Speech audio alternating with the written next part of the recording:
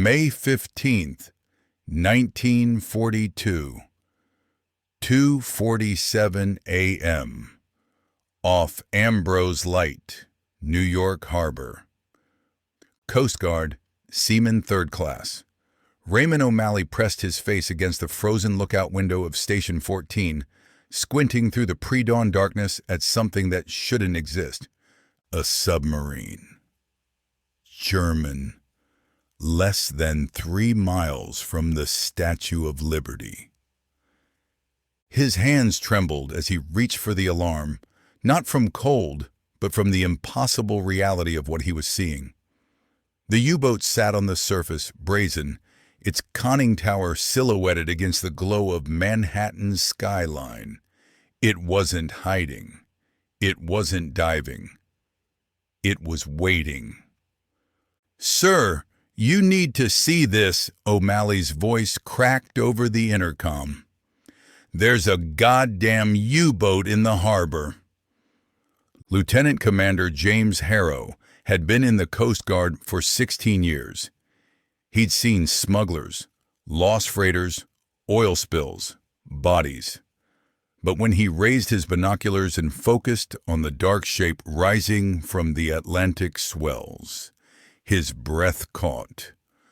U-166. That's what the intelligence report would later identify it as, though at that moment it was simply the most audacious act of warfare ever attempted against American soil. What happened next would remain classified for 43 years. The wolf at the door. The presence of German submarines off the American East Coast wasn't new.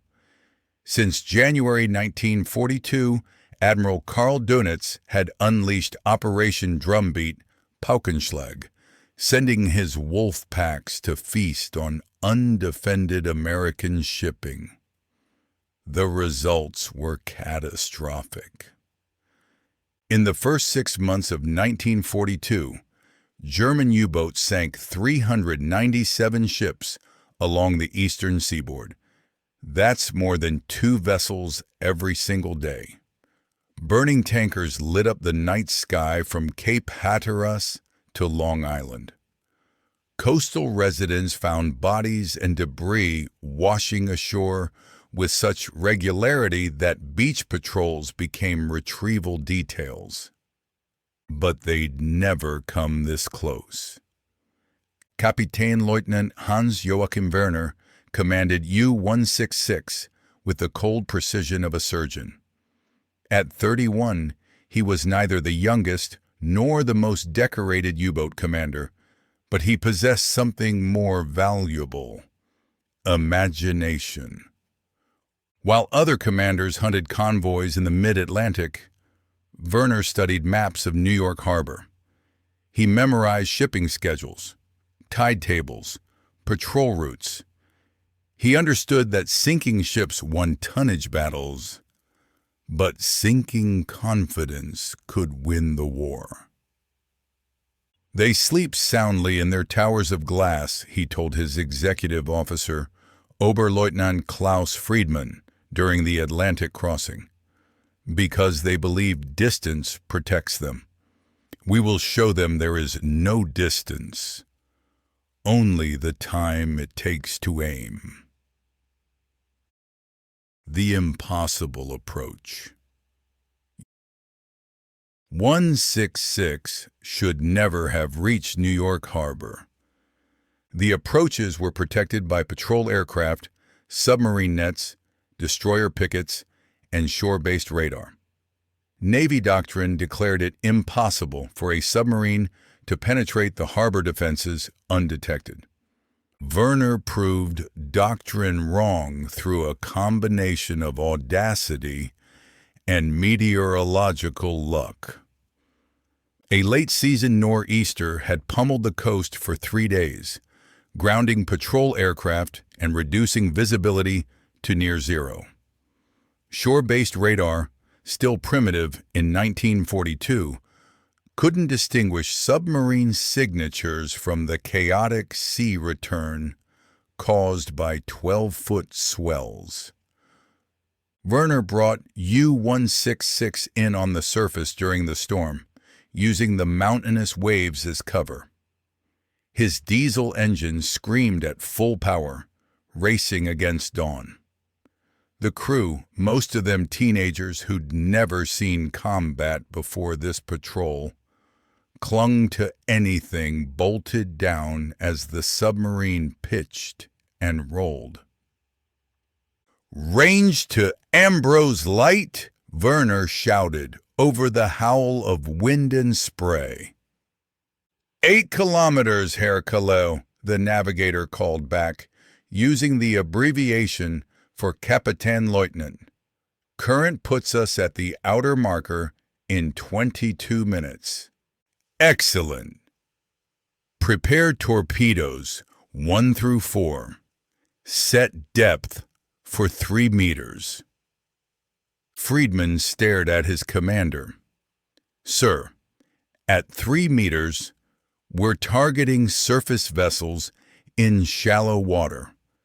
The torpedoes might porpoise or strike their targets before the Americans realize we're here," Werner finished. "The Queen Mary docks at Pier 90 at 0600 hours. She'll be making her approach run through Ambrose Channel right about..." He checked his watch. Now. The Queen Mary. Converted from luxury liner to troop ship, she carried 15,000 American soldiers on every Atlantic crossing. Sinking her would be the equivalent of wiping out an entire division in a single torpedo spread. It would also announce to America that nowhere was safe. The encounter. Coast Guard Station 14 went to full alert at 0 to 53 hours.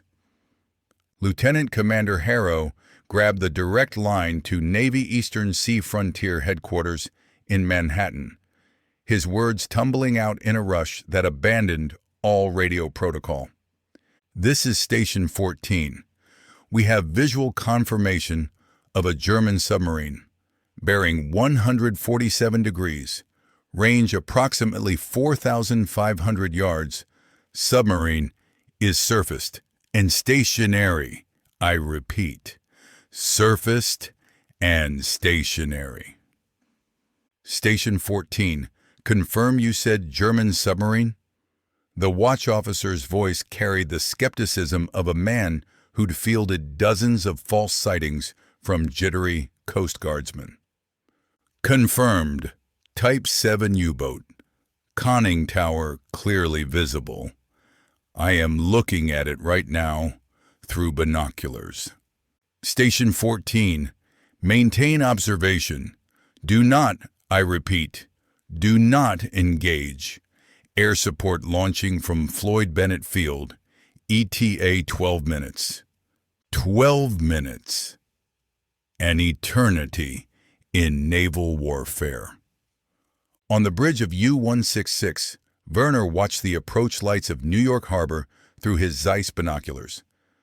Somewhere in that forest of lights, the Queen Mary was beginning her final approach. "Herr Kalou, radar contact bearing 091 closing fast. Estimated speed 32 knots. Werner smiled. Too fast to be anything but a destroyer on an intercept course. The Americans had spotted them. "Take us down to periscope depth. Schnell."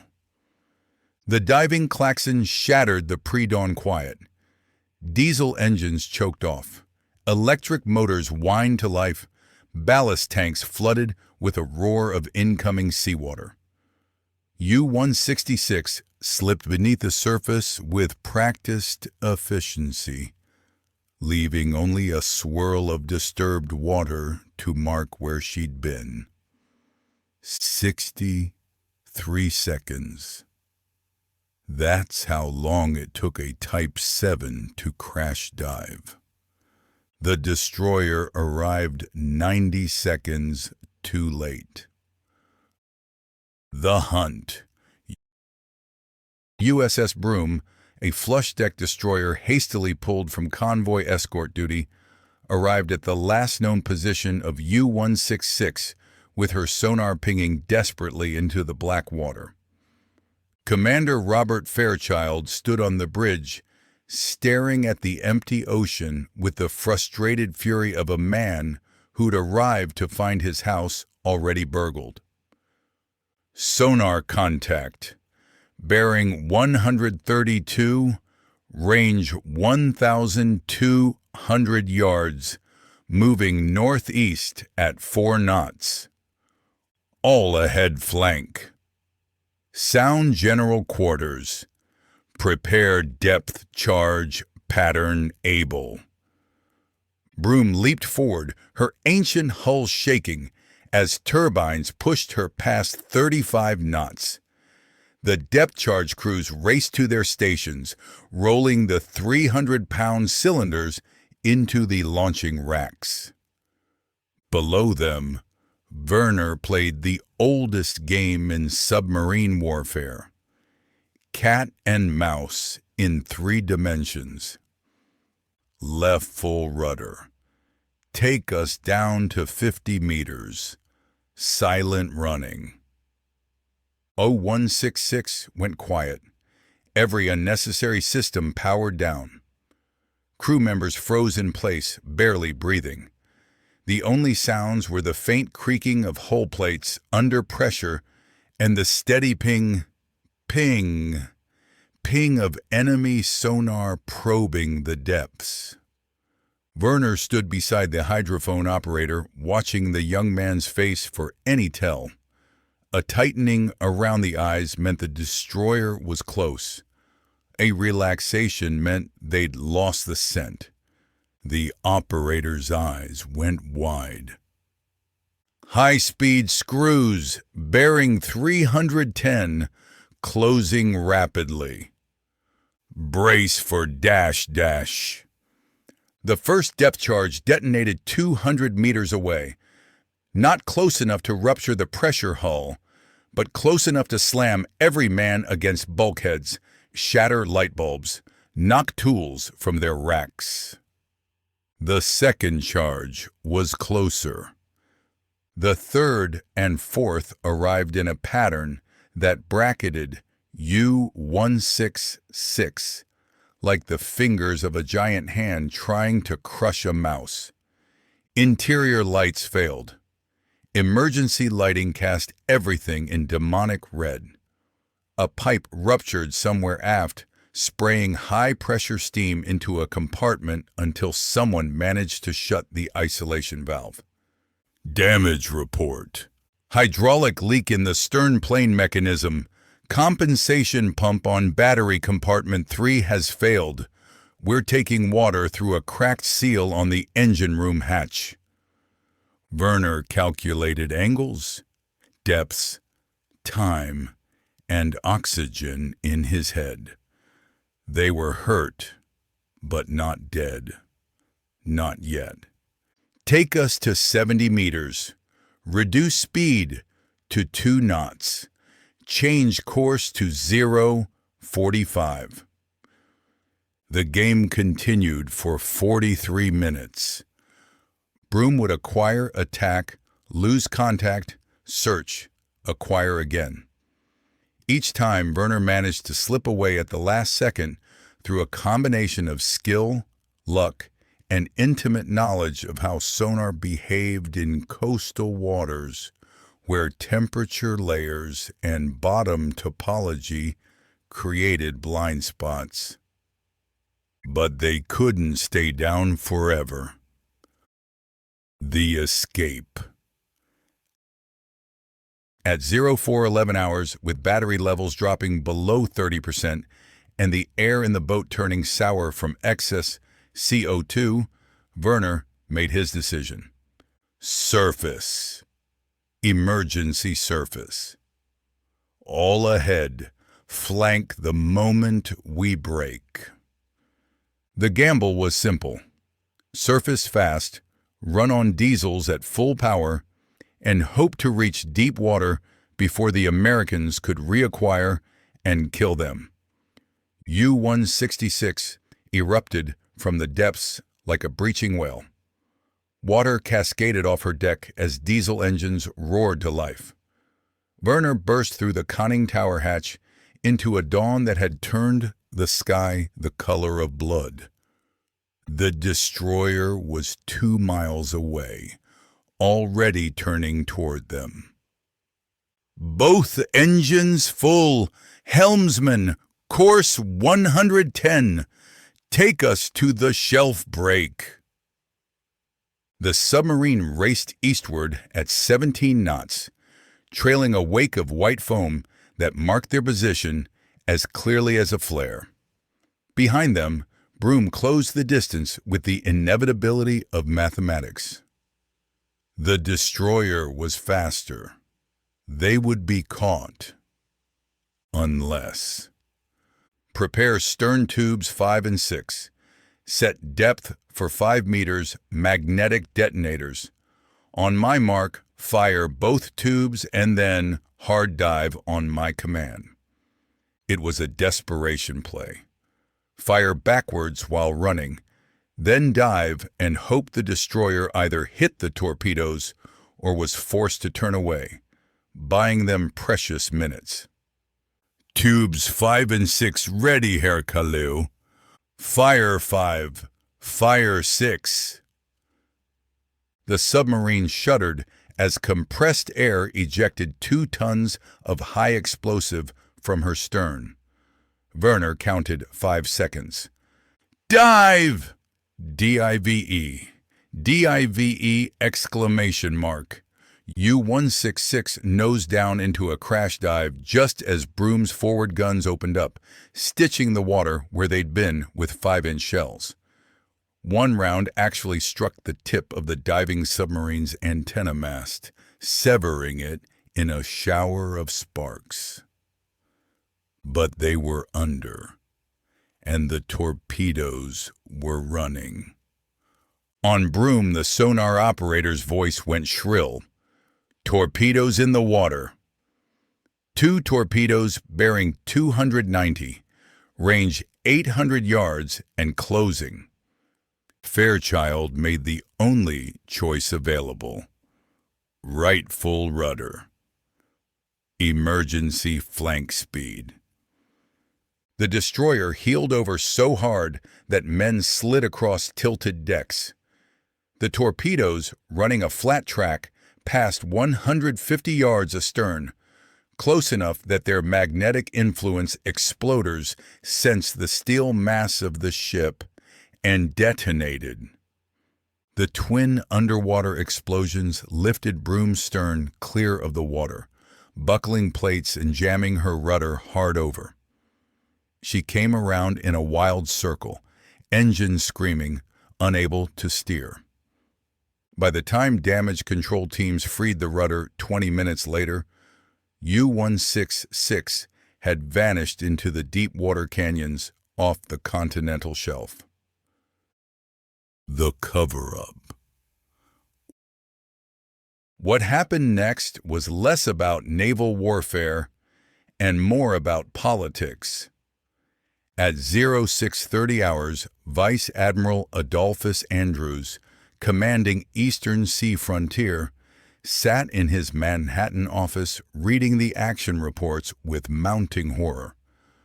A German submarine had penetrated within 3 miles of New York Harbor, had exchanged fire with a U.S. destroyer, and escaped. If this became public knowledge, the panic would be unstoppable. Andrews picked up his phone and connected to Washington. Get me Admiral King. Yes, I know what time it is. Wake him. The order came down within hours. The incident was to be classified top secret. Official records would show Broome had attacked a suspected contact that was later determined to be a school of fish. Coast Guard Station 14's log would be confiscated and rewritten. Seaman O'Malley and the 3 other witnesses were transferred to Alaska. Lieutenant Commander Harrow found himself promoted and assigned to a desk job in Washington, where he could be watched. The crew of Broome were told in no uncertain terms that discussing the engagement would result in court-martial for compromising national security. And U-166? According to official records, she was sunk by depth charges on July 30th, 1942, in the Gulf of Mexico. The wreck was found in 2001, validating that the submarine had indeed been destroyed. But for 76 days between May and July, U-166 hunted American shipping from Norfolk to the Mississippi Delta, sinking 12 vessels totaling 82,000 tons.